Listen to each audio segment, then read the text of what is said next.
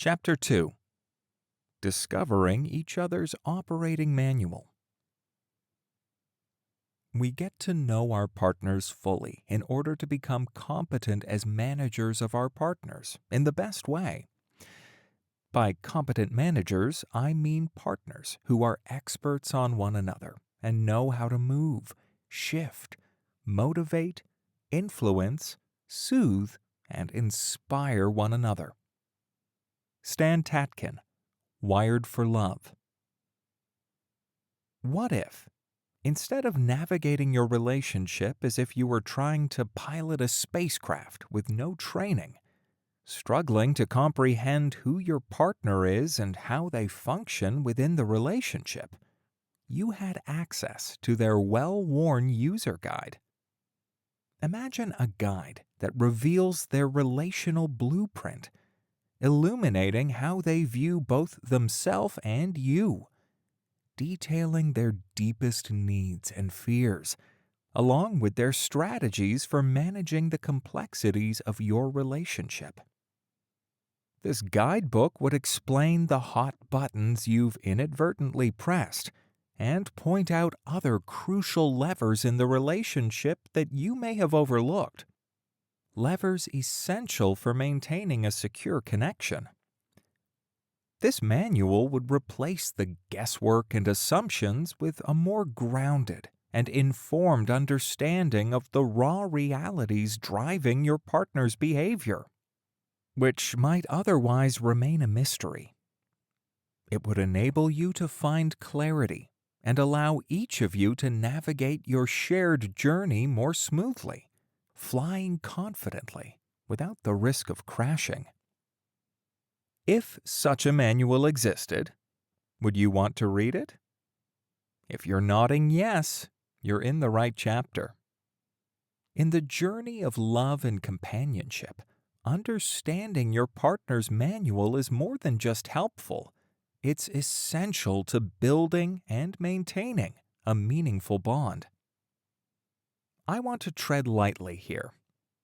I admit I have a slight aversion to being labeled and to folks claiming they offer the holy grail of understanding oneself and others. When horoscopes, astrologists, personality tests, Enneagram gurus, and spiritual leaders categorize us and tell us what we care about and how we view and navigate the world, I wince. Instantly, I'm skeptical and start questioning their interpretations and motivations. We should have the agency to define who we are. We should be the ones to share our owner's manual and explain how our operating systems work, rather than letting others do it for us. There is a conundrum here, however. For many of us, our neurobiology has a manual of its own, which is difficult to understand. Not everyone has a degree in psychology or neuroscience. And this is where we need a village. And within that village, we need those who have worked hard to decode our intricate internal landscape and patterns of thinking and relating. Enter the realm of attachment theory, a domain where psychologists have charted the terrain of our relationships, offering a map to better understand not only ourselves, but the underlying dynamics that have produced our unique styles of relating to one another. Attachment theory offers a perspective for interpreting how our early relationships with primary caregivers have significantly shaped our sense of self and our place in the world in a way that profoundly influences every interaction we have with others into adulthood. We'll explore the different attachment styles or relationship tendencies: secure, anxious, avoidant, and disorganized, and how they manifest in relationships. This theory has been beneficial not only in my personal life, but also in my work with numerous couples from diverse ethnic and cultural backgrounds, where I'm always considering how the prism of attachment is viewed through their lived experiences. A big game changer with the couples that I work with occurs when partners start looking at the big picture of who they are to each other and why they respond the way they do during conflicts. Instead of assuming in those rough moments of disconnection that their partner is just cold and distant or too reactive and critical, they start to understand the deeper forces at play.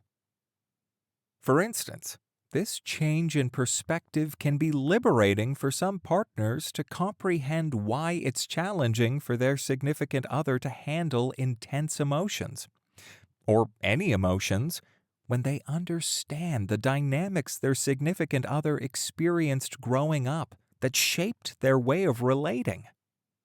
It might also be enlightening for others to recognize why their partners tend to pursue and provoke them, driven by a fundamental question: do you love and care about me? A query they have been anxiously posing to important people in their lives for quite some time. Recognizing the historical reasons behind their own or their partner's struggles with understanding or regulating emotions, low self-worth, and feeling trapped in a relentless cycle of chaotic drama can also be freeing. I'm hoping that by the time you turn the last page of this chapter, you'll view your relationship with your partner through a new lens and will better understand why you and your partner relate to each other the way you do. By getting the lowdown on each other's attachment tendencies, as laid out in your personal manuals, you'll be better equipped to form a connection that is not just healthier, but also filled with more understanding and empathy for each other. Attachment Theory Basics. Attachment theory, first proposed by psychiatrist and psychoanalyst John Bowlby, suggested that a warm, caring emotional bond between an infant and their mother is paramount for the healthy psychological development of the child. For people today, attachment theory's principles may seem like a no-brainer that emotional bonds are important for healthy growth and development, but in Bowlby's time during the early to mid-1900s, this was not unanimously the case. Back then, of course, there was an emphasis on being good parents, though what good meant has evolved over time. However, the idea that a primary caregiver's lack of attunement, warmth, and a loving emotional bond with a child, especially during their early years, could be detrimental to an infant's development was an emerging idea. From the moment we are born, our brains begin to log what can best be described as experimental data. When a baby cries, their nervous system, operating in its own pre-verbal language, signals, "I am uncomfortable and in pain." The baby's nervous system then observes, "What happens when I cry?" It is anticipating a response, hoping for a superb outcome of being attuned to and cared for. Meanwhile, it keeps watch on the outcome. This initial mapping of our world relies almost entirely on our first caregivers, most often our mothers. Back in Bowlby's day, it might not have been immediately obvious that our psychological, emotional, and relational health is deeply connected to how responsive our mothers were to our needs as infants. Attachment theory highlights the crucial role our caregivers, as our primary attachment figures, play in our early lives. Beyond our genetic makeup and temperament, our relationship with our primary caregivers shapes the course of our lives more profoundly than any other factors, including peer and cultural experiences. Studies on attachment styles in human relationships consistently demonstrate that the ways our caregivers interact with us during our early years, particularly the first 18 months, lay the foundation for what attachment theorists refer to as internal working models. These models deeply influence our ability to develop stable, healthy, and secure relationships in the future, both with ourselves and with others. Internal working models. From the moment we're thrust into this world, our brains get busy sketching out the landscape of relationships, figuring out who we are and who everyone else is. This grand adventure unfolds over time, through countless little moments with our primary caregivers. These experiences shape our internal mental and emotional maps, which we can think of as our internal working models.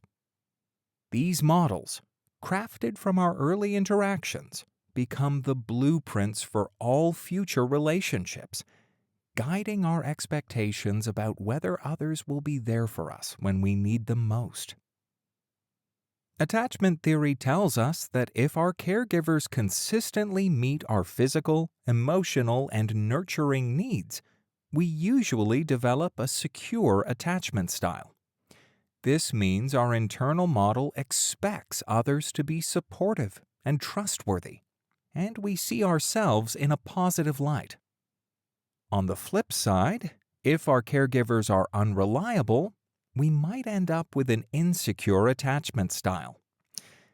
This results in a model filled with mistrust and doubts about our own worthiness of love and support. Take infants, for example.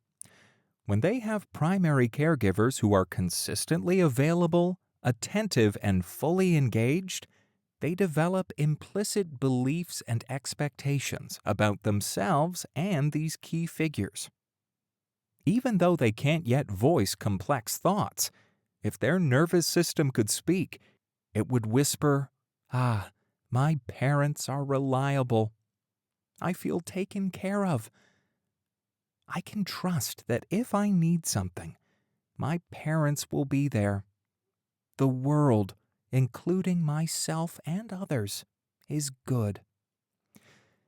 This realization grows into a deep-seated belief system of secure attachment, painting their worldview with optimism.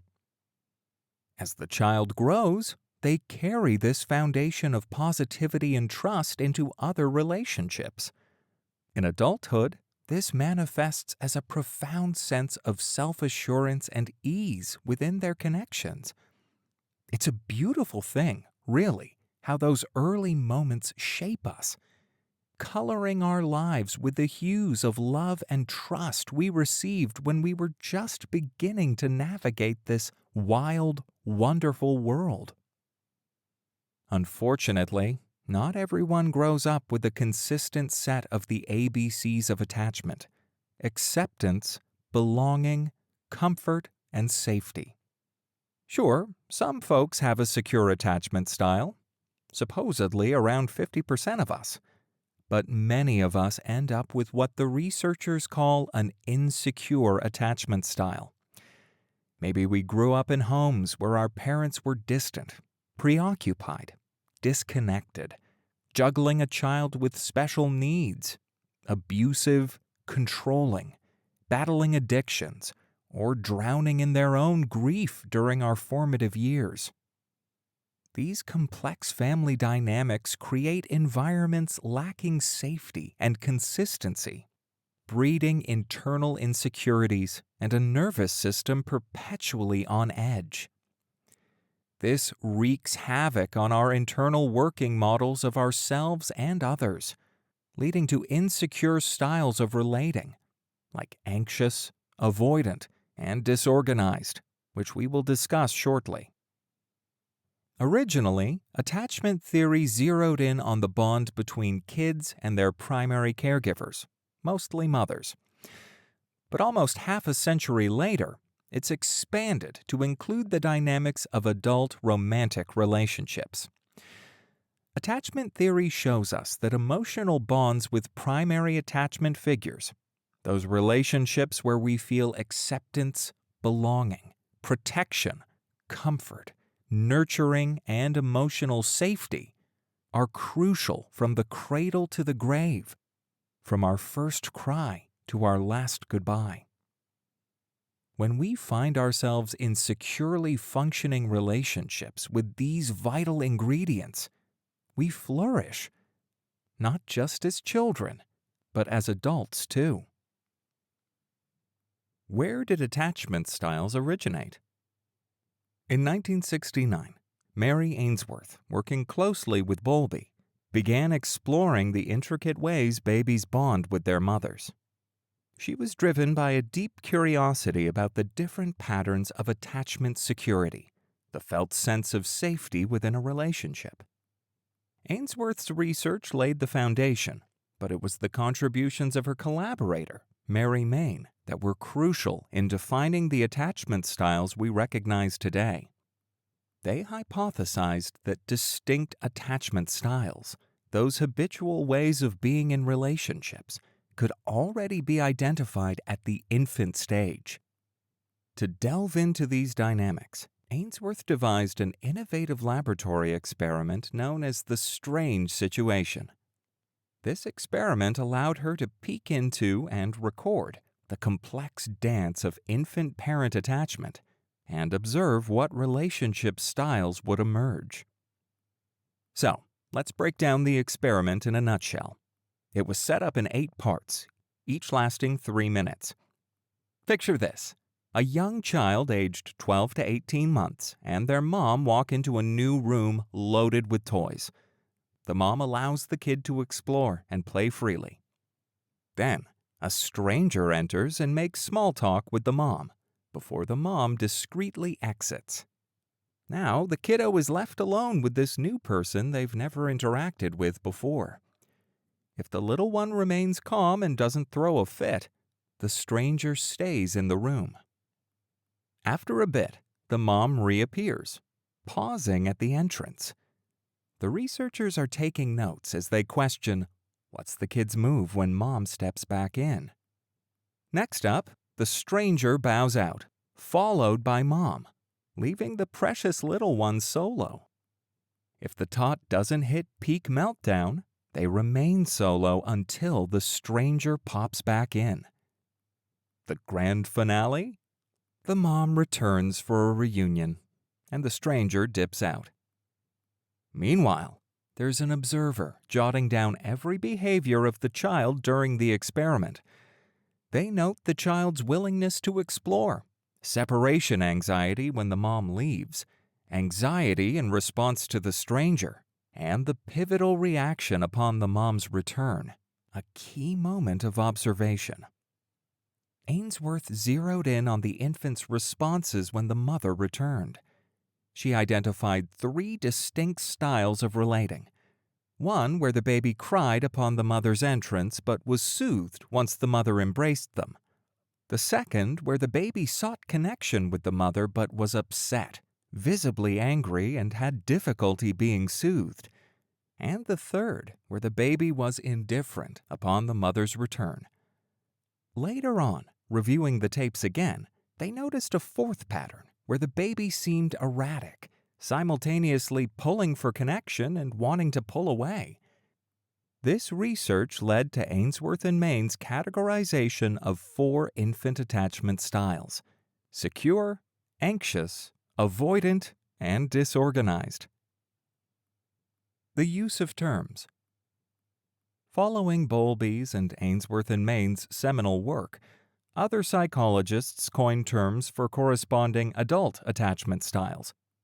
However, many educators of attachment theory in romantic relationships, myself included, continue to use the early infant categories to describe adult relational tendencies.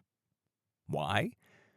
For the sake of simplicity, and because these terms effectively capture distinct ways of interacting with others that resonate with many people's experiences. For instance, some of us may be more inclined to avoid and shy away from emotions, conflicts, intimacy, and vulnerability.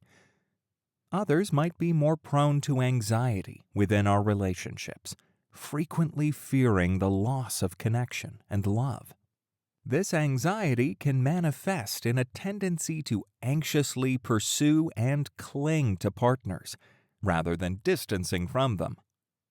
Therefore, to simplify our terminology, I'll use the categories of secure, anxious, avoidant, and disorganized to refer to adult attachment styles.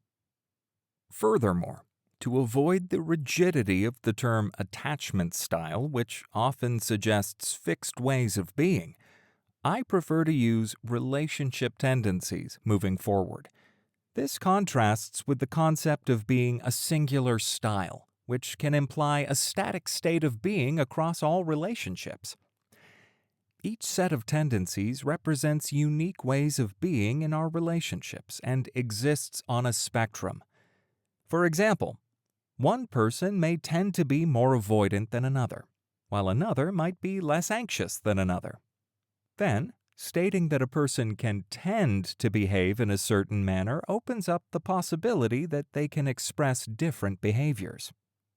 For example, think of someone who tends to have avoidant tendencies but who, in a moment of calm, demonstrates a secure, loving presence. This is why, especially with insecure attachments, I discourage people from making statements like, "My partner is disorganized," or referring to someone as "my anxious partner." The language we use is crucial. Using such fixed descriptors suggests these traits define their identity. For example, instead of describing your partner as "my avoidant partner," it's more accurate to say "my partner who has avoidant tendencies." While attachment tendencies is fine with me, and I do use the term attachment occasionally in this book, I find relationship tendencies more relatable and down to earth. When I think of attachment, it conjures images of email attachments or vacuum cleaners. People typically ask, "How is your relationship going with your partner?" rather than asking, "How is your attachment with your partner going?" Relationship tendencies manifest as behavioral patterns and emotional responses that primarily serve to keep us feeling safe, sane, and loved. It is fascinating to consider that the way we interacted with our caregivers in the first few years of life could vastly shape how we relate to our partners decades later. If we developed insecure tendencies, the good news is that we can learn new principles and practices that help us connect with our partners, allowing our secure tendencies to emerge organically. However, before we can transition to a more secure way of being in our relationships, we must fully understand the current relationship tendencies we exhibit with our partners.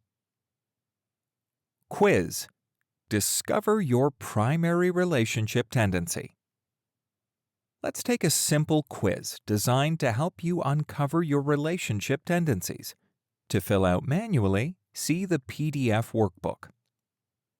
When you're going through this quiz, remember that it's not about getting an A+ or finding the right answer. There actually are no wrong answers. It's simply a means of illuminating your behavioral and emotional tendencies in relationships. Just pick the answer that feels accurate. There's no need to overthink it. The results will give you a general idea of your dominant tendency. Then, as we discuss these tendencies in more detail, you can keep your primary relationship tendency in mind. Additionally, you can retake this quiz while considering your partner's tendencies. Remember, this is merely a well-informed guess. It's crucial for your partner to identify which tendency best represents them. If you're comfortable doing so, you might ask your partner if they would be willing to take the quiz. Who knows, maybe this would spur them to want to read more. Let's begin the quiz. 1. How comfortable are you opening up emotionally to someone in a close relationship? A. I find it easy to share my feelings and be vulnerable. B. I worry about rejection if I open up too much. C.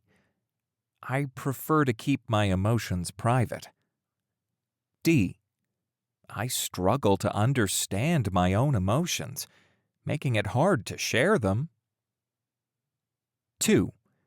When there's a disagreement with your partner, do you express your concerns directly or avoid conflict altogether? A. I believe in open communication and work toward a solution together. B. I worry about upsetting my partner, so I might hold back my feelings. C. I tend to withdraw and avoid confrontation.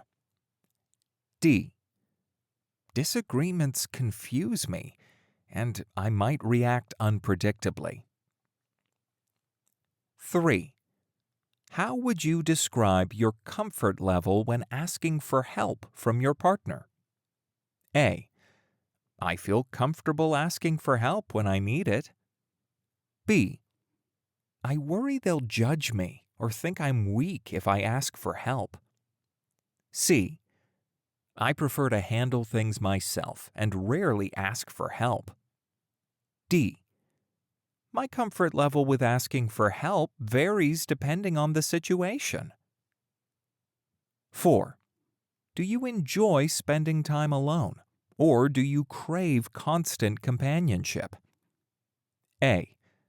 I enjoy my own company, but also value spending time with loved ones.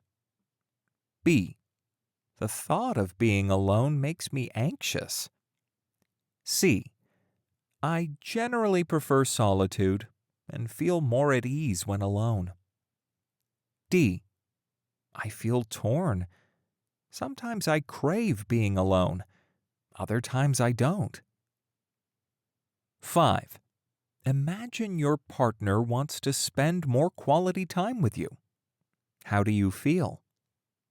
A. I'd be happy to spend more time together. B. I might worry that they're clingy or insecure. C. I might feel a need for some personal space. D. My feelings would be mixed depending on my mood. 6. How important is physical and emotional intimacy to you in a relationship? A. Intimacy is a vital part of a healthy relationship for me. B. I crave intimacy, but might be afraid of rejection. C. I don't see intimacy as a necessity and might avoid it. D. My views on intimacy are inconsistent and confusing. 7. Do you generally feel secure and worthy of love in your relationships? A. Yes. I have a positive self-image within relationships.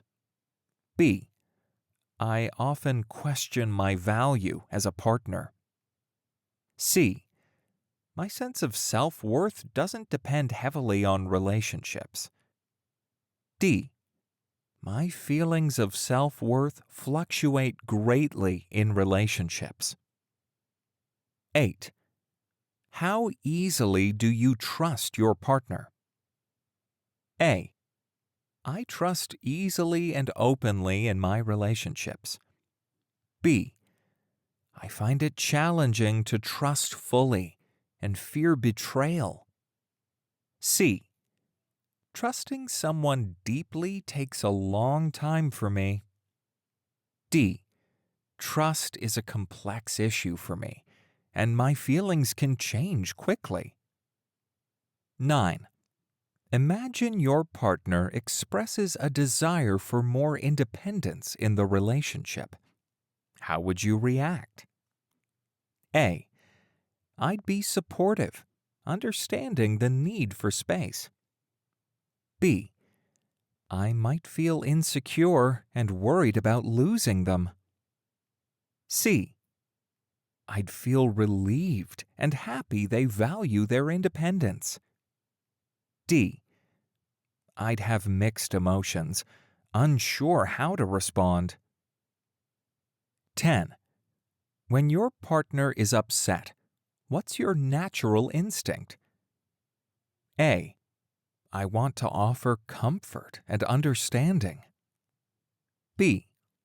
I might feel overwhelmed by their emotions and become anxious. C.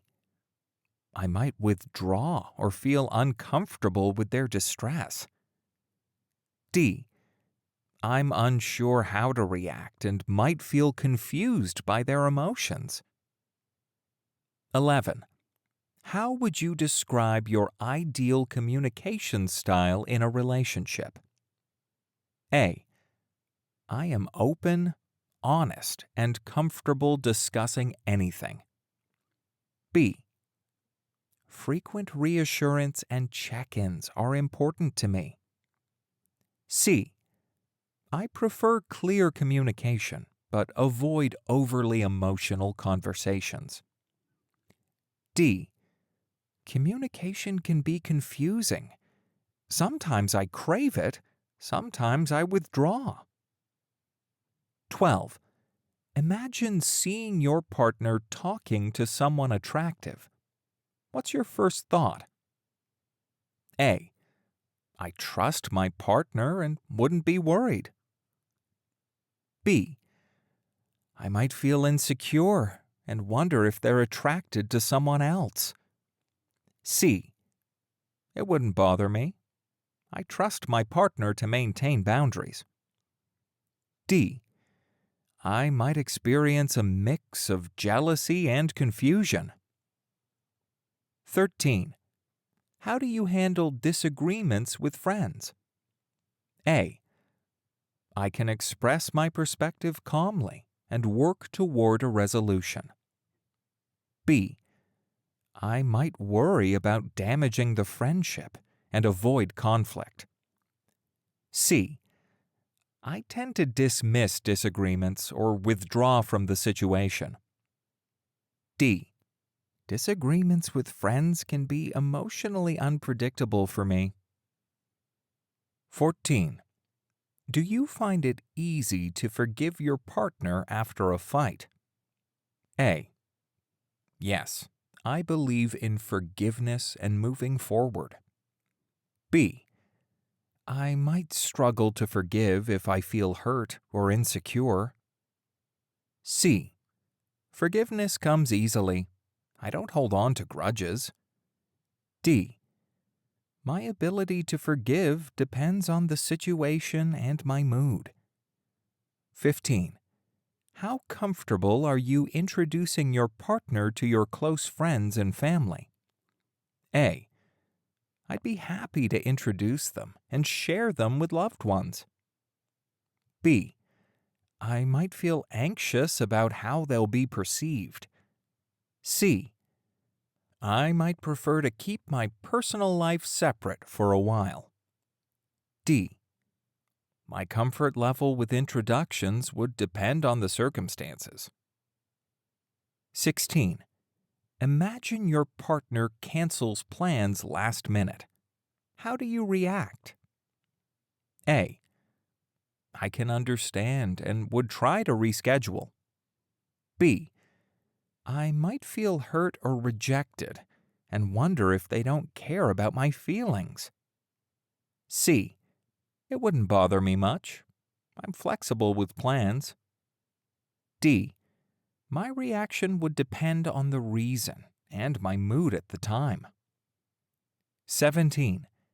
Ending a relationship is difficult for you because A. I value commitment and I invested time in the relationship. B. I fear being alone and worry about finding someone else. C. I prefer to avoid messy situations and prolonged goodbyes. D. My emotions are conflicted, and I might feel a mix of relief and sadness. 18. How would you describe your past romantic relationships overall? A. Generally positive with healthy communication and trust. B. Often characterized by insecurity and a fear of abandonment. C. Mostly independent with limited emotional intimacy. D.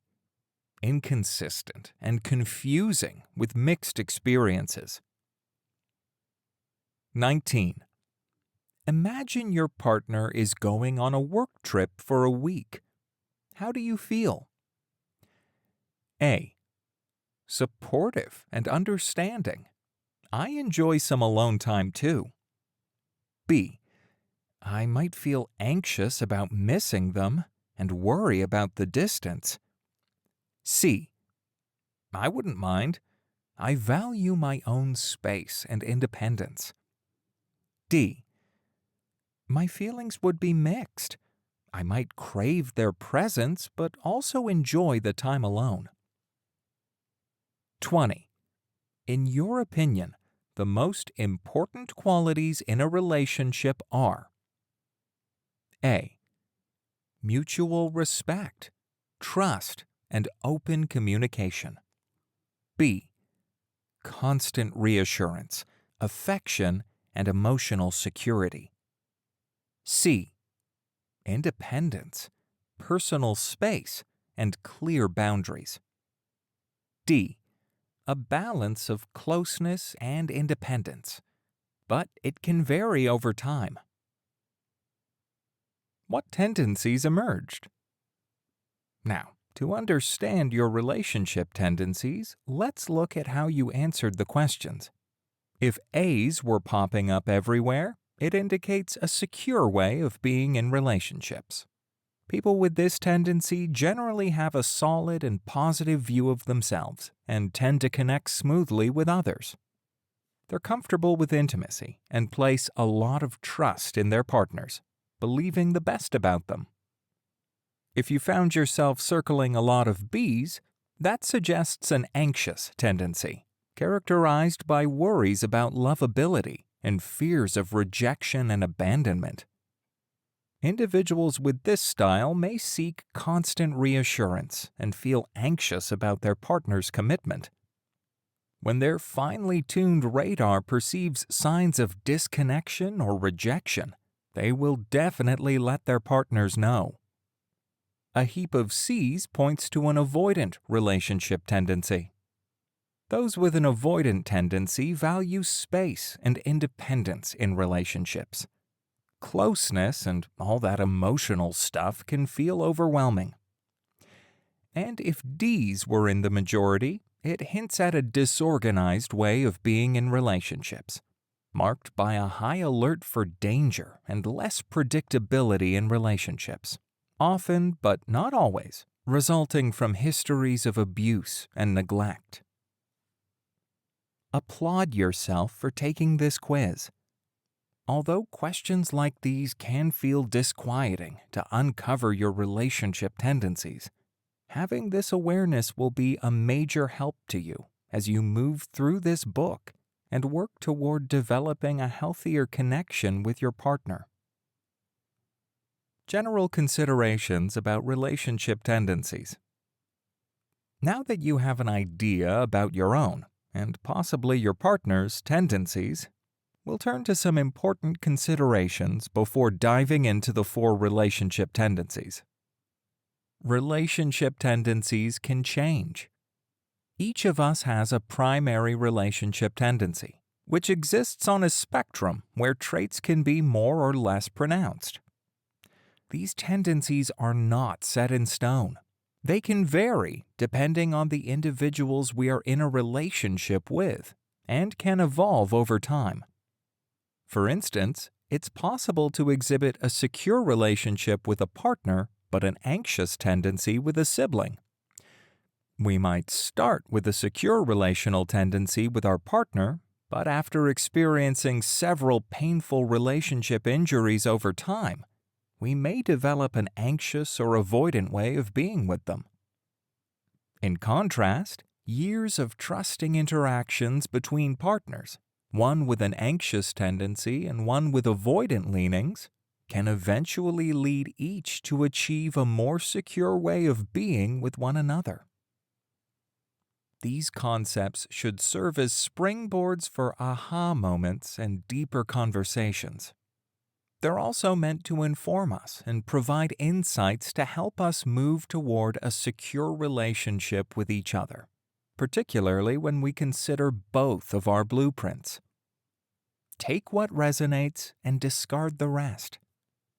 We often exhibit a primary tendency in our romantic relationships, but it's not uncommon to identify traits from various attachment styles in your current partnership. Consider discussing with your partner which characteristics they perceive you as having, as we often have blind spots.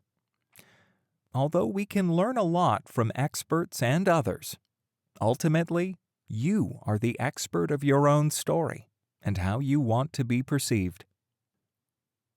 Relationship tendencies should not be weaponized. Before we explore relationship tendencies further, it's important to remember that these classifications should not be weaponized to use against each other. Too often, we otherize and pathologize one another. Phrases like, "You are a gaslighter," "You are codependent," "You are a narcissist," "You're a borderline," and "You're an abuser" are increasingly thrown around, even in relatively healthy relationships, without a clear or consistent pattern of abuse being present. I encourage you to exercise caution and care when discussing your primary but changeable modes of being. As you will soon see, these are tendencies that were once extremely adaptive and developed for good reasons. Please avoid using these insights as sharp barbs. For example, by saying, "You are such an avoidant, go seek therapy," or "You have an anxious tendency just like your mother. Get some help already." Instead, let's use our understanding of our relationship tendencies as tools for growth and connection, not as means to criticize or humiliate. Empathy for primary caregivers. Exploring relationship tendencies invites us to cultivate empathy, recognizing that we did not choose or craft these tendencies. They were shaped by early childhood experiences intersecting with our temperament, both beyond our control. Additionally, they might have been reinforced or primarily shaped by traumatic events unrelated to our parents, such as sexual abuse, racial trauma, or peer abuse. Despite the various factors that can contribute to our relationship tendencies, they often originate from our relationships with our primary caregivers. Since we are about to talk about parental or primary caregiver dynamics and how those dynamics shaped us, know that I do not do so with a gavel in hand. The paths our parents walked were often carved out without their say, shaped by forces beyond their grasp. Consider this. Parents who couldn't provide the emotional warmth we needed likely grew up in a home where warmth and emotional sharing were rare commodities. Then there's the anxious, critical parent who probably faced their own set of dragons, perhaps sharp criticism from their own perfectionistic parents, or hidden battles with addiction, without the solace of therapy or supportive others to turn to. Consider the overworked parent, sacrificially holding down multiple jobs to make ends meet. What about the war veteran whose persistent PTSD made it very challenging for them to be consistently present, warm, and non-reactive? Our parents, shaped by their beautiful and tragic experiences, became who they are, just as we are shaped by ours. How can we judge them harshly knowing that if we had lived their lives, with their genetics, temperament, upbringing, neurobiology, and cultural milieu, we would have acted similarly. Acknowledging the ways our parents have shaped our relationship tendencies doesn't mean we're throwing them under the bus. It also doesn't have to mean we are going to ignore the past. Sure, my invitation is to not hastily brand them as the villains of our story without a second thought to the bigger picture. Their own histories, the cultural tides they swam against, and the family legacies and burdens they carried. But understanding their struggles doesn't mean we give them a free pass and live in denial. Whether it's due to abuse, their own overwhelming issues, or realities that would make us weep, it's okay to acknowledge that when we were younger, we didn't receive the nurturance, guidance, love, and protection we needed. For some of us, it's crucial to explicitly name abuse as abuse. These are realities and wounds we have the right to deeply feel and acknowledge. We have the right to speak our truths, name our deprivations or traumas, and courageously seek to leave a healthier legacy behind, while humbly noting that we may also need to save for our children's therapy fund. Now, let's explore the 4 relationship tendencies in more detail. The 4 relationship tendencies. When discussing the origins associated with different tendencies, it is common to focus on early childhood experiences, as these are the ones most often remembered.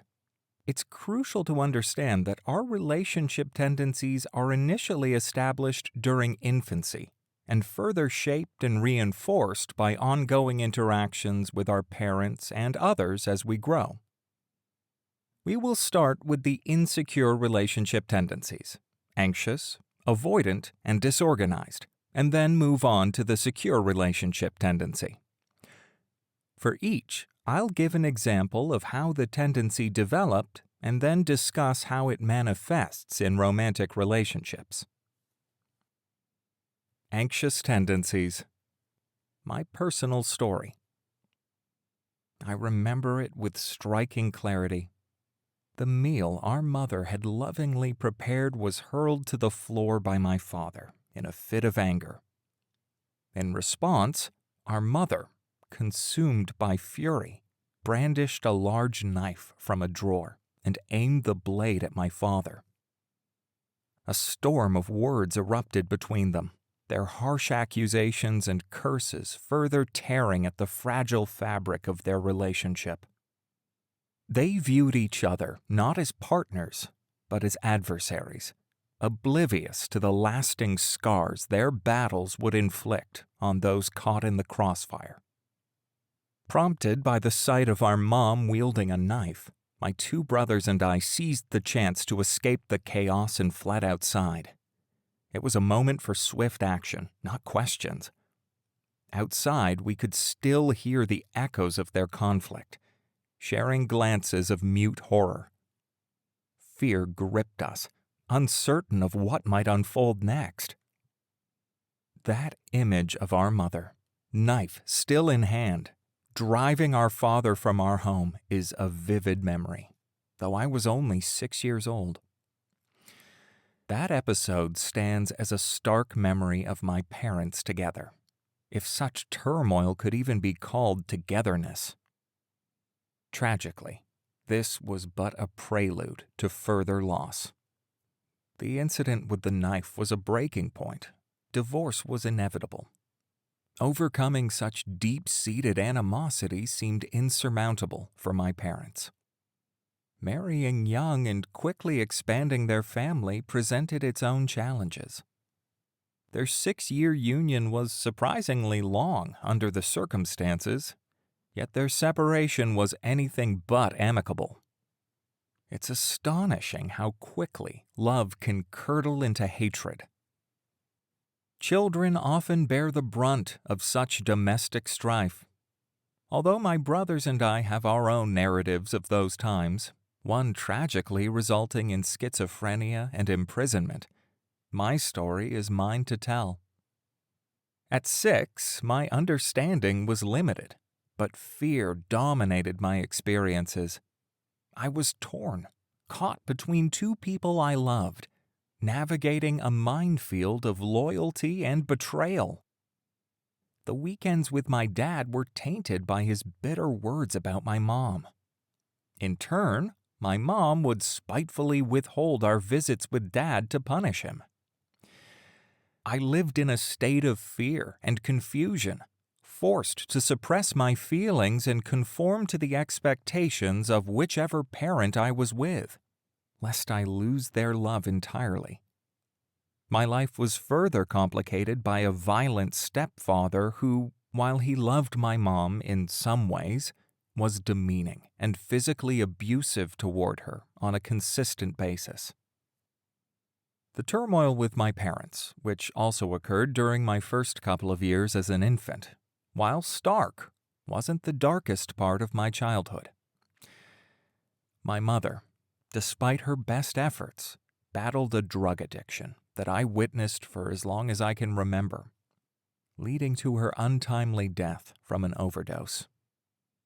My father's presence was marked by mental, emotional, and physical cruelty.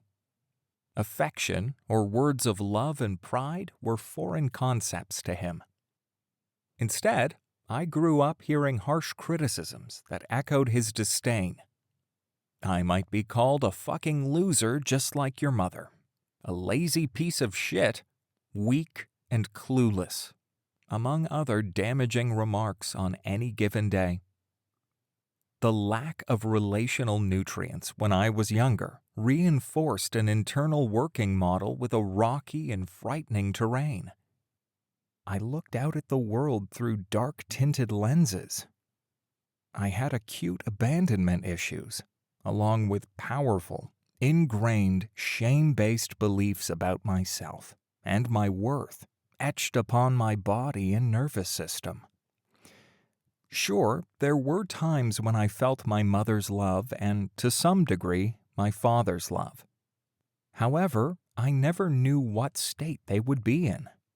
I couldn't trust that love, warmth, and care would be right around the corner if I needed it. Therefore, growing up, I believed, mostly on an unconscious level, that I couldn't count on anyone, that no one would ever really love me for who I was. I grew up with an anxious tendency, desperate to be loved, yet never feeling that I was lovable. Remember the anxiously attached infants in the strange situation?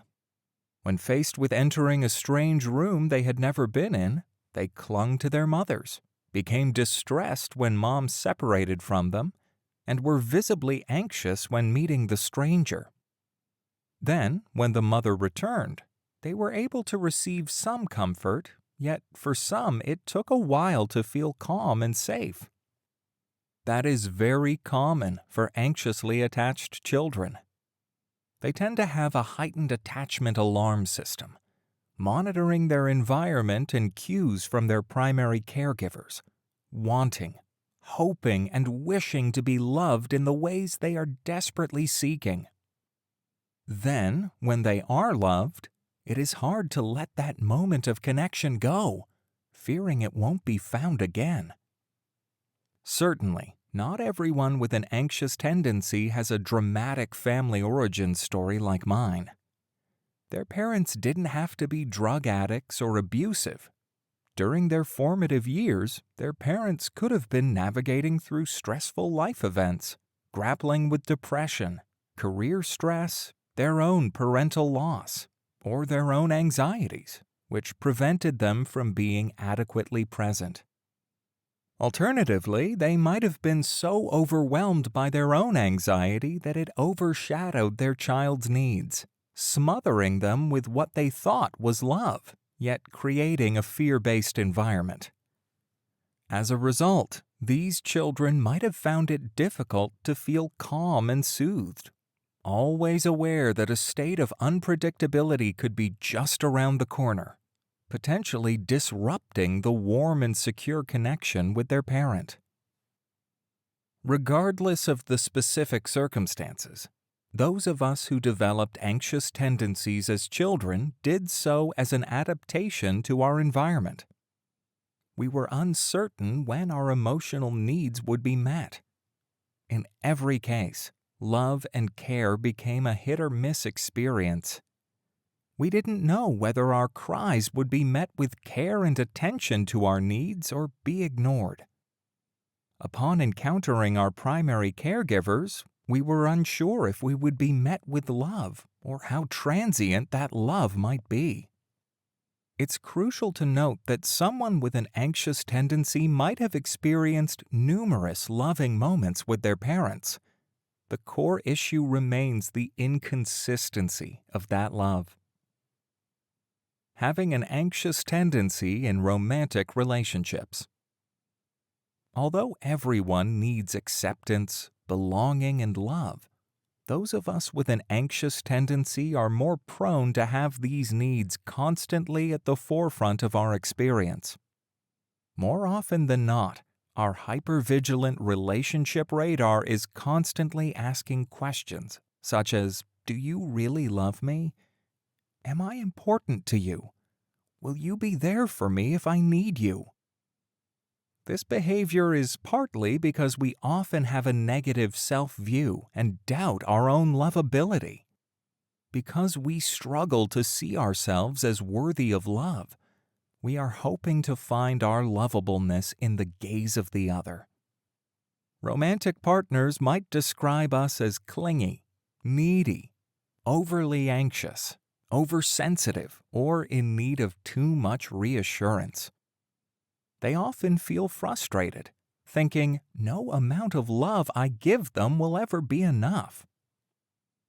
Individuals with an anxious attachment tendency often initiate couples therapy for themselves and their partners.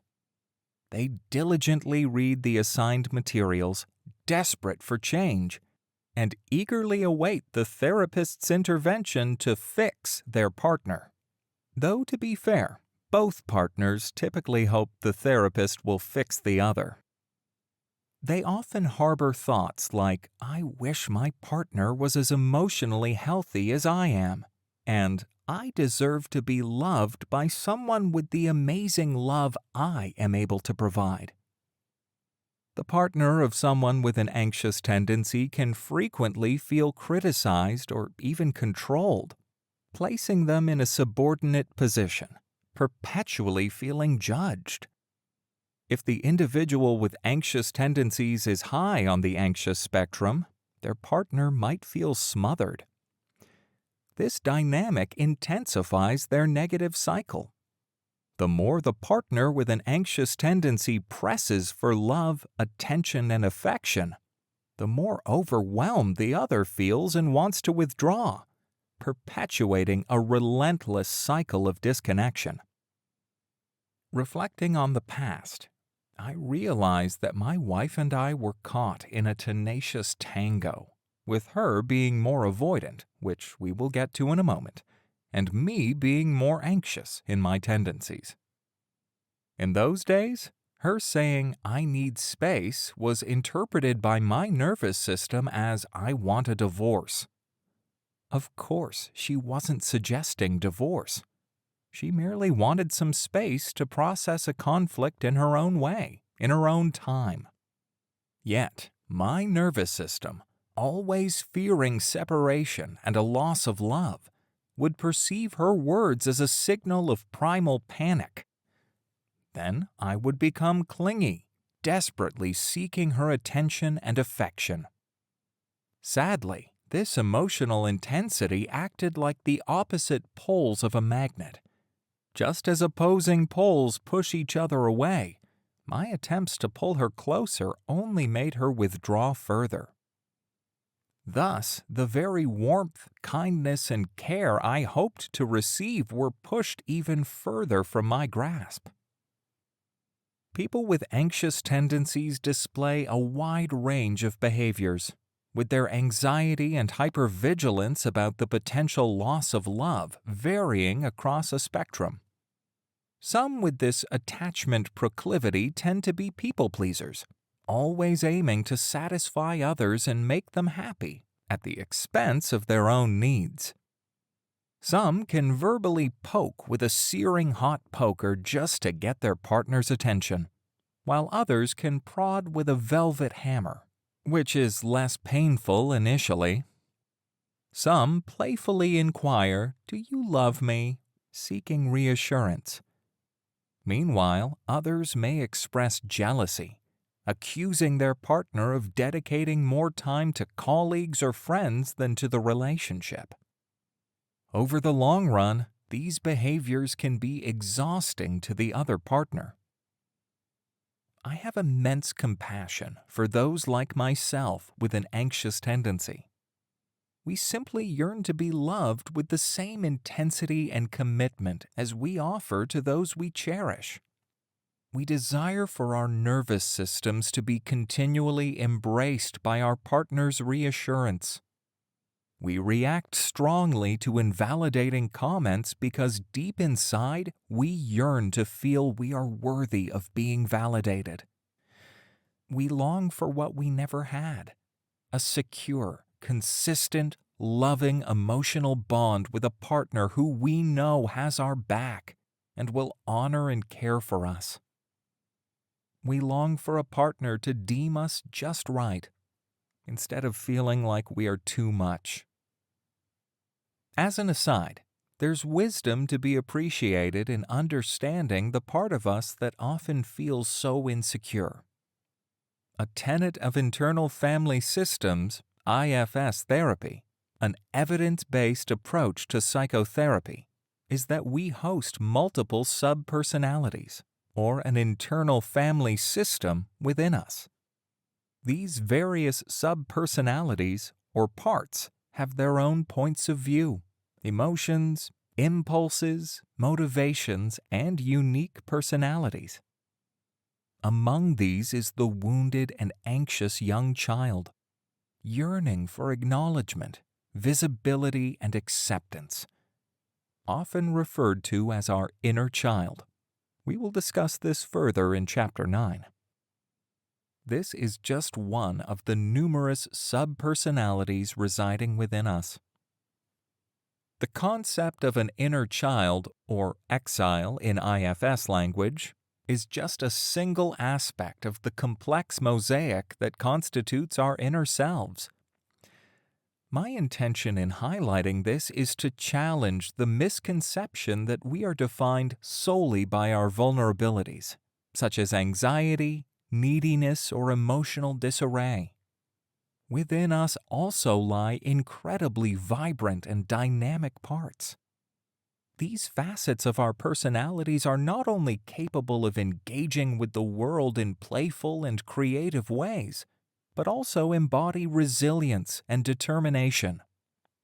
They enable us to tackle challenges head-on, innovate, and find joy in our endeavors.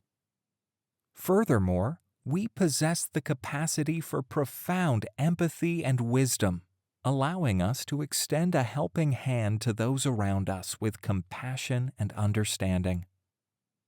I've learned from experience not to shame and judge our anxious tendencies and longings. Part of our healing journey is to mourn the fantasy of a perfect partner, someone who could become our most loving and perfectly imperfect advocate, friend, and lover. Instead, striving for a securely functioning relationship with the imperfect beloved before us. Avoidant tendencies. David's story. David's path to an avoidant tendency was shaped within the structure of a deeply religious home, a place where emotions and free expression were not merely devalued, but treated with outright suspicion and punishment. Here, the firm grip of biblical doctrines took precedence over personal feelings, encapsulated in the maxim, "spare the rod, spoil the child." These dynamics, established during David's first 18 months of life, helped to solidify his relationship tendency, and similar experiences further reinforced it as he grew. David's mother was a stern disciplinarian. Although moments of warmth and kindness were present, they were primarily contingent on David's performance. Academic achievements and adherence to Christian virtues earned parental approval. However, low grades, anything less than an A, and failure to comply with instructions were met with criticism, sometimes framed by threatening religious admonitions suggesting that God was always watching. The implied message was that God would be displeased. So, for a young boy's mind, it's not a stretch to imagine that if the most powerful being in the universe is angered, then punishment by that wrathful deity could be imminent. David's father, an engineer of few words and even fewer displays of affection, remained distant. Therapy would later reveal David's unmet desire for a closer bond with his father, a man whose aloofness was compounded by a hidden struggle with alcohol. David's early childhood was marked by solitude. He perceived himself as disconnected from his parents, unable to confide in them about his fears, desires, or true identity. This sense of isolation ingrained in him the painful belief that he was essentially on his own, that depending on others would only lead to disappointment and hurt. Consequently, the dynamics from his infancy, reinforced throughout his early childhood, shaped his relationship tendency to evolve into one of avoidance. He came to value independence above all else, and shunned emotional intimacy as a potential threat. Additionally, in such a rigid family framework, David harbored a secret that further distanced him from his family's values.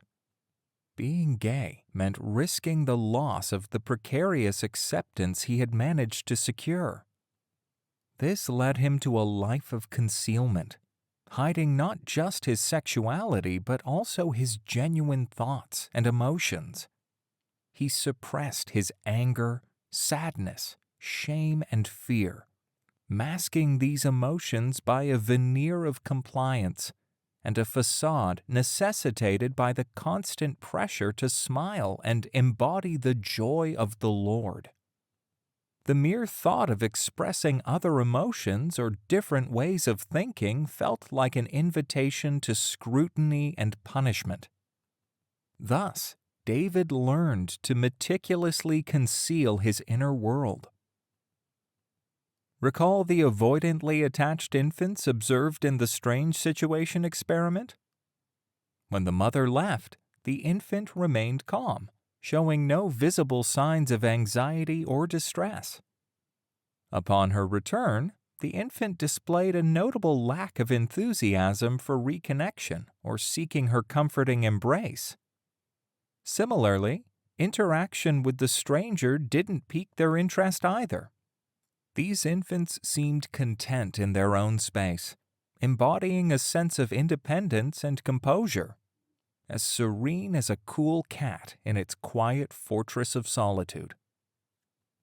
Within the narrative of a partner with an avoidant tendency lies a story steeped in sorrow and fear, resembling a kind of trauma or learned helplessness. Lacking any real sense of attunement from their parents, children conditioned to adopt this attachment style often come to the realization, mostly implicit, that their needs must be repressed. The roots of an avoidant tendency sprout from diverse grounds. Some children are raised in environments where parents are emotionally unavailable, failing both to model healthy emotional expression and to create spaces where their children can freely express their feelings. This dynamic often begins in infancy and continues into childhood. Alternatively, children may be confronted with messages, either stated outright or implied through lack of response, that sadly communicate, "Be strong. Get over it." Such messages signal to the child that their palette of emotions is only partially acceptable, leading them to suppress feelings deemed unwelcome and to face them alone. In some families, the overwhelming emotional states or needs of the parents overshadow the child's own experiences, leaving little room for the child's individuality. This dynamic is sometimes exacerbated by parental expectations that the child reflect the parent's values, feelings, and aspirations, disregarding the child's distinct personality and desires. There are also scenarios where the family's focus is consumed by a sibling's medical, psychological, or behavioral condition, relegating the developing child's needs to the background. In these situations, the child might suppress their own needs and feelings, either from a sense of being overshadowed or from guilt, considering their siblings' more visible struggles. Understanding that most parents aren't purposely inflicting pain is important. The complexities of life, intertwined with parental trauma and ingrained family traditions and societal norms, make altering deep-seated behaviors a daunting task. When looking at the background and challenges faced by the parents of children who grow up with avoidant tendencies, it's tough to be harsh and judgmental. However, I always want people to be congruent. In other words, for their actions to align with their thoughts and feelings. In the healing journey, if you find yourself coming to grips with family dynamics that had detrimental effects lasting into adulthood, then feel what you feel and be where you are. Those who develop an avoidant tendency essentially master the art of self-reliance, teaching themselves to tough it out solo. They adopt a strategy of emotional suppression and independence, viewing the concealment of their emotions as a shield. Expressing or listening to emotional disclosures sits uncomfortably with them. This approach, akin to a Lone Ranger attitude, logically stems from their survival instincts. It's their way of coping. Venturing beyond this would mean confronting a realm of pain, reflecting back on times of isolation without anyone to offer comfort or understanding. Having an avoidant tendency in romantic relationships. Relationship educator Stan Tatkin captures the essence of avoidant tendencies with a brilliant one-liner, which he uses as a subheading in his book Wired for Love. Hitting the nail on the head, he writes, "I want you in the house, just not in my room, unless I ask you." This is in contrast to someone with an anxious tendency, whose mantra is, "I want you in my room, and don't go until I feel like you love me." Adults with avoidant tendencies guard their personal space vigilantly. Establishing trust takes significant time before someone can enter the sacred room of their mental and emotional life. Of course, it is different in the beginning. In the honeymoon phase, things often feel less risky for those with an avoidant tendency, and they're much more likely to have you in their room, chatting for hours. They are often charming and know exactly what to say to woo you. Despite their longing for connection, the risk that comes with letting their person get too close or stay in their room too long becomes unbearable, and their previously suppressed tendency to keep partners at an emotional distance becomes the status quo. Individuals with an avoidant tendency lean toward logic and left-brained processes, rather than embracing the demonstratively emotional. They are emotional beings, precisely because they are human. However, they often lack awareness of their feelings and do not readily share them with others. This behavior often stems from a deep-seated belief that others are untrustworthy and uncaring. They also have a significant aversion to conflict. Why? Because conflict poses a major threat to their nervous system. Of course, they may not perceive themselves as being scared or fearful when pressed by their partner to discuss weighty matters. They likely think they are calm, cool, and collected. Yet their body tells a different story. If they could measure their heart rate and stress hormone levels in those moments, they would find them off the charts. Under a functional magnetic resonance imaging, fMRI scan, the threat response areas in their brains might activate as intensely as if they were facing a rabid dog emerging from the bushes. The emotionally distant and conflict-averse tendencies can be quite frustrating for their more emotionally expressive partners. For the partner of someone with an avoidant tendency, particularly on the far end of the spectrum, moments when they need emotional availability, deep discussions, and working through issues can be frustrating. They might feel as if their partner is acting like a robot, or as an uncaring, stoic figure who appears selfish and indifferent to their needs. Sadly, the avoidant-leaning partner frequently struggles with expressing and responding with the emotional empathy their partner seeks, particularly when their limbic system, the part of the brain that responds to threat and stress, is activated. This often leads them to experience feelings of shame. When their partners point out instances of emotional disconnect or perceived missteps, those with avoidant tendencies may blame themselves and feel like a failure as a partner. Of course, they would never share those feelings. Consequently, if their partner becomes hurt, then angry, and then pressures them to connect, they may feel overwhelmed and controlled, prompting a desire to withdraw. It was hurt and fear that initially led the avoidant-leaning person to secure their emotions behind a metaphorical padlock within their psyche. This defensive mechanism was once adaptive and protected them from rejection and harm.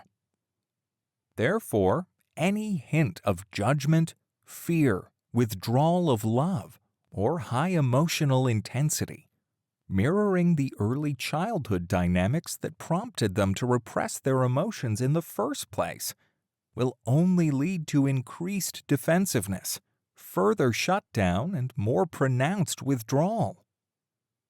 When they do withdraw, they tend to turn to the person they trust the most, themselves. Disorganized tendencies. Tracy's story. Tracy's childhood was filled with chaos and unpredictability. As the oldest of 3 kids, she felt non-existent to her parents once her siblings started to arrive. To be truthful, her parents were not very present from the start. Her mother suffered from depression and often spent days high on drugs in her room with the door shut. In the early years, she emerged only out of necessity to feed the kids, ensure they were alive, and eventually send them to school. The older Tracy got, the healthier her mom became. However, too much neglect in her earlier years had left its mark. Her father was extremely emotionally volatile and could swing from being the life of the party to being a cold, distant figure, or even a tempest of anger, with little warning. Sometimes he would be in a good mood and would hug Tracy. Other times, in his fits of anger, he would beat her. To make matters worse, her dad sexually abused her from age 5 to age 9. Tracy learned to fend for herself emotionally and sometimes physically. Growing up in this whirlwind of emotional inconsistency left her in a constant state of hypervigilance. With her dad, she was perpetually walking on eggshells, and with her mom, she often became the caretaker.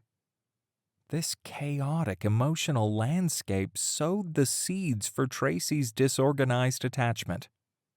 She longed for closeness and security, yet the intimacy she sought also evoked deep-seated fears of abandonment, rejection, and shame. Recall the disorganized attached infants observed in the strange situation experiment? The babies exhibited contradictory behaviors. Sometimes they would be disoriented and unsure how to interact with the mom. Sometimes they would express fear and anger. Sometimes they would freeze when the mother entered the room. The babies would seemingly want the mom, but then would push her away. There was not a predictable pattern of engaging the mom. This is where disorganized comes from. Despite the infants desperately wanting their mother to be a safe and comforting attachment figure, their nervous system simultaneously encoded her as a threat. Individuals with disorganized tendencies often come from backgrounds marked by trauma. Even as infants, they usually experienced some form of trauma, whether physical, sexual, or through extreme neglect. Due to their trauma, their adaptive response was to become distrustful and guarded, which is understandable. Take Tracy, for example. Why would she open up and share her vulnerabilities with her parents if they were the source of her trauma? Naturally, Tracy would be vigilant, as danger could lurk around any corner. Those with disorganized strategies are torn between a natural desire for their parents' comfort and support and the reality that these caregivers are also their source of fear and pain. Understandably, it would make sense that Tracy's internal working model is such that she perceives herself as broken and views people as potential threats. Having a disorganized tendency in romantic relationships. Individuals with a disorganized tendency often navigate life with the unpredictability of a roller coaster. Lacking early models for self-soothing during tough times. On top of abusive environments, they struggle to find a sense of balance in life and relationships. Of course, they have moments of calm and can express intense love toward their partners. However, their nervous systems, always on alert for potential threats, make them prone to being easily triggered. This heightened state leads to a pattern of dramatic ups and downs in their relationships. They often exhibit push and pull behavior, craving love desperately but feeling threatened as soon as intimacy is offered, prompting them to push away in great force. Such individuals might also experience intense mood swings, including bouts of rage.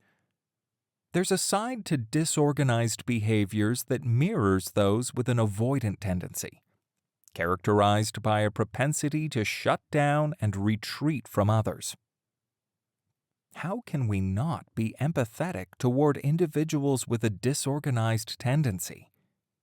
Their behaviors, deeply rooted in their past traumatic experiences, once served as vital survival mechanisms.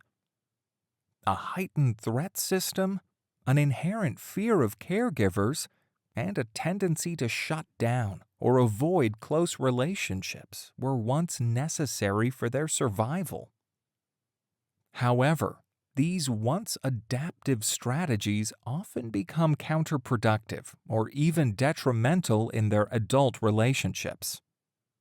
I feel a deep sadness when people with these tendencies express to me, "Mark, if I could just be calmer and less reactive, I truly would, but it feels impossible." I can't imagine that sense of helplessness. Yet not all is hopeless. I firmly believe that through dedicated trauma work with a trained mental health specialist, which is both challenging and transformative, they can foster fulfilling relationships. Achieving this, however, typically involves a long journey filled with numerous moments of genuine love, acceptance, empowerment, and encouragement from compassionate, safe, and healing others. Secure tendencies. Marina's story. Marina did not have perfect parents. They had their issues and quirks. Her father possessed an unusual sense of humor, frequently causing embarrassment to Marina's mom, who was by nature more reserved. Despite this, he was loving, worked hard, sometimes too hard, and prioritized the family. Marina's mom was hardworking and an extrovert. She always loved having people over and had a knack for keeping the house spotless. Her dad joked that she had some form of obsessive-compulsive disorder, OCD.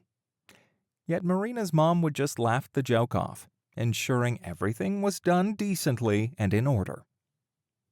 Marina's parents had their flaws, but they made sure their home was filled with a sufficient amount of love, care, and connection.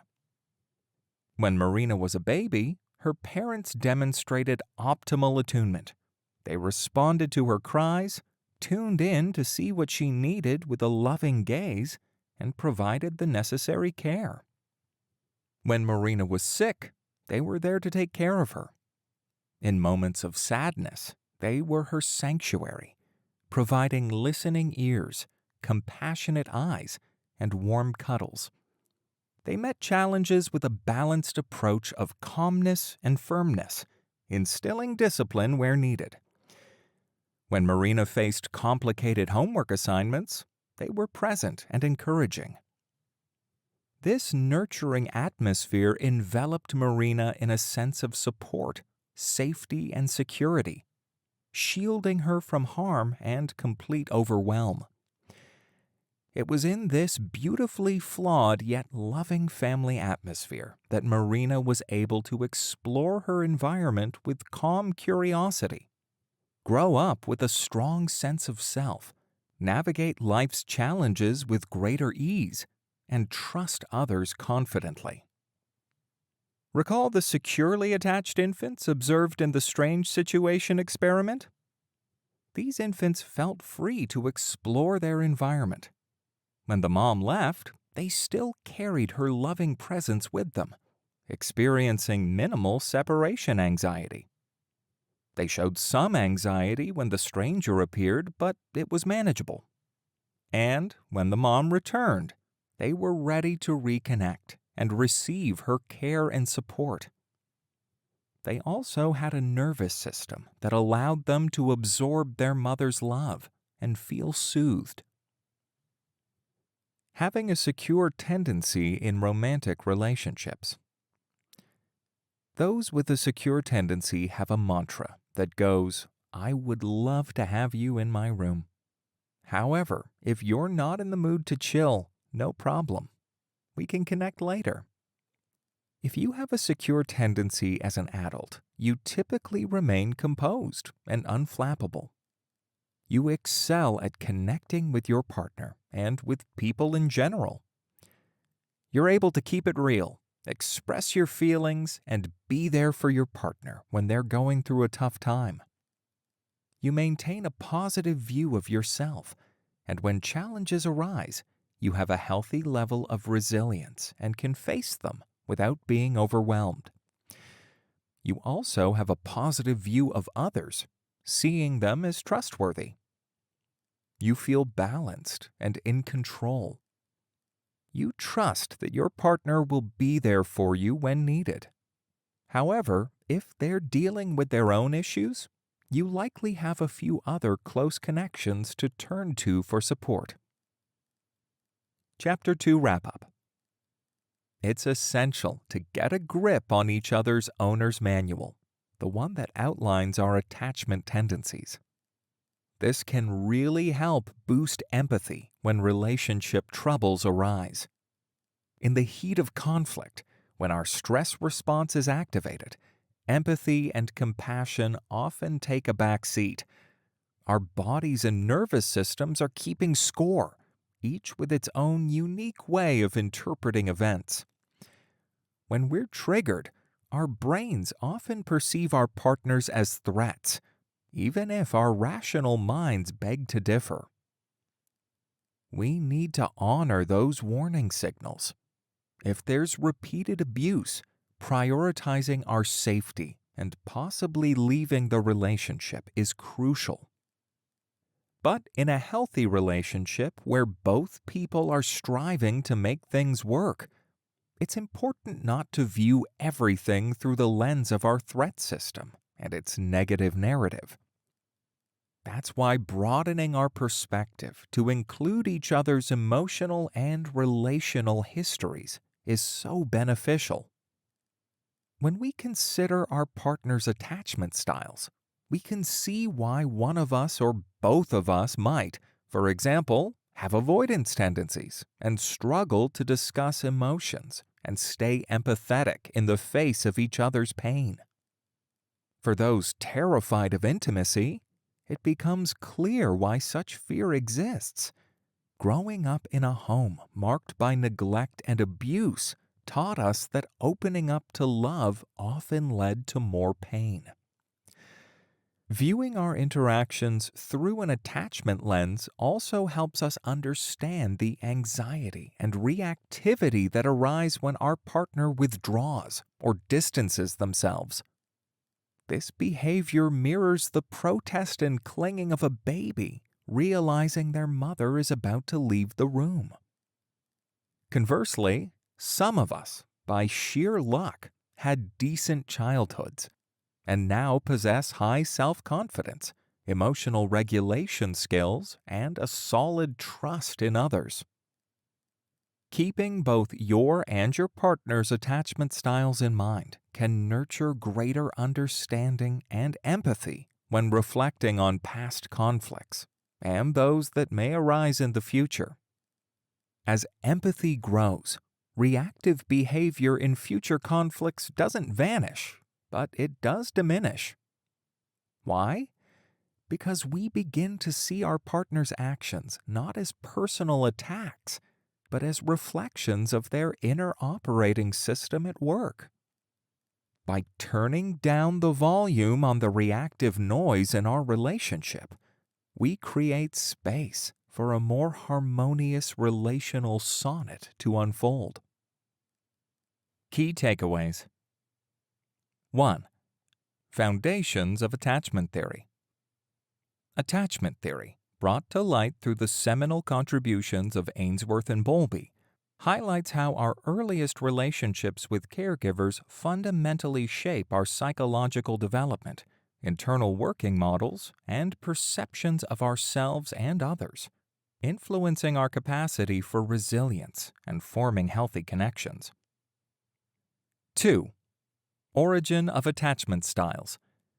The Strange Situation Experiment, developed by Mary Ainsworth in collaboration with John Bowlby and Mary Main, revealed the complex dynamics of infant-parent attachment, establishing a framework for identifying secure, anxious, avoidant, and disorganized attachment styles that profoundly affect our relational patterns throughout life. 3. Evolution of attachment. Our attachment styles aren't fixed. They can change as we grow and learn, helping us build stronger, healthier relationships. This dynamic nature encourages us to view personal development and relational improvements as ongoing processes that enrich our connections and understanding of one another. 4. The spectrum of attachment. Attachment styles, formed in response to early relational experiences, significantly influence our interpersonal dynamics. Anxious, avoidant, and disorganized attachments arise from varying degrees of emotional inconsistency, neglect, or trauma, and manifest in relationships through heightened vigilance, independence, or confusion. Conversely, secure attachment, nurtured by consistent care and attunement, fosters healthy relational patterns characterized by trust, balance, and resilience. 5. Empathy in conflict. Recognizing our partner's attachment style can deepen our empathy in conflicts, where our instinctive brain often misinterprets actions as threats. Having this broader understanding transforms perceived hostility into opportunities for connection, enabling us to acknowledge reactions as reflections of underlying attachment dynamics.